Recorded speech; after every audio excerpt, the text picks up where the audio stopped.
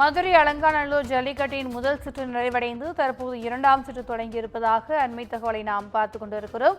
முதல் சுற்றில் களம் கண்ட 110 காளைகளில் 14 காளைகள் பிடிபட்டிருப்பதாகவும் தெரிவிக்கப்பட்டிருக்கிறது.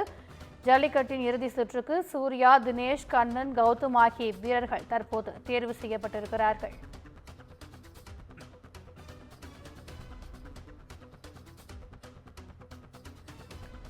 மதுரை அலங்காநல்லூர் ஜல்லிக்கட்டின் முதல் சுற்று நிறைவடைந்து தற்போது இரண்டாம் சுற்று தொடங்கி இருக்கிறது. விறுவிறுப்பாக நடைபெற்று வரக்கூடிய இந்த போட்டியில் முதல் சுற்றில் 110 காளைகள் களம் கண்ட நிலையில் 14 காளைகள் பிடிபட்டிருக்கின்றன. ஜல்லிக்கட்டின் இறுதி சுற்றுக்கு சூர்யா, தினேஷ், கண்ணன், கௌதம் ஆகிய வீரர்கள் தற்போது தேர்வு செய்யப்பட்டிருக்கிறார்கள். இந்த போட்டியில் 1100 காளைகளும் 900 வீரர்களும் பங்கேற்க இருக்கின்றனர் என்பது குறிப்பிடத்தக்கது.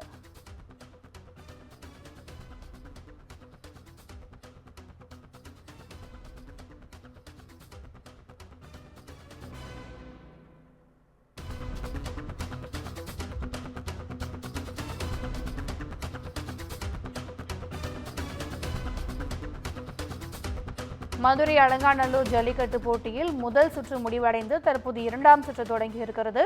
கூடுதல் விவரங்களை எமது செய்தியாளர் அருண் வழங்க கேட்கலாம். வணக்கம் அருண், இது குறித்தான கூடுதல் விவரங்கள்.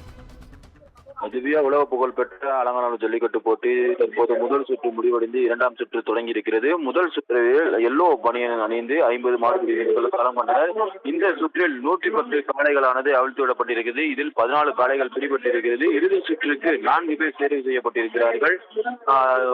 3ஆம் எண் சூர்யாவும், அதே போல 50வது எண் கொண்ட தினேஷும், 24வது எண் கொண்ட கண்ணன், 28வது எண் கொண்ட கௌதம் ஆகிய 4 பேர் தேர்வு செய்யப்பட்டிருக்கிறார்கள்.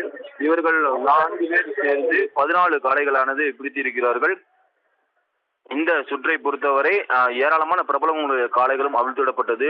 ஏராளமான காளைகளானது தங்களுடைய திறமையை காண்பித்து வீரர்களுக்கு போக்கு காட்டி சிறந்த அதிக காளைகள் பிடிபடாமல் தற்போது இந்த முதல் சுற்றில் வெளியேறி இருக்கிறது. இரண்டாவது சுற்று 50 மாடுபிடி வீரர்கள் களம் கொண்டு வருகிறார்கள். அவர்களுக்கு வெளிர் பச்சை பனியன்கள் அணிந்து 51 முதல் 100 எண் வரை உள்ள மாடுபிடி வீரர்கள் 50 பேர் தற்போது களம் கொண்டு வருகிறார்கள். முதல் சுற்றை பொறுத்தவரை காயம்பட்டவர்கள் விவரமானது தற்போது தெரிவிக்கப்பட்டிருக்கிறது. காயம்பட்டவர்கள் விவரத்தை பொறுத்தவரை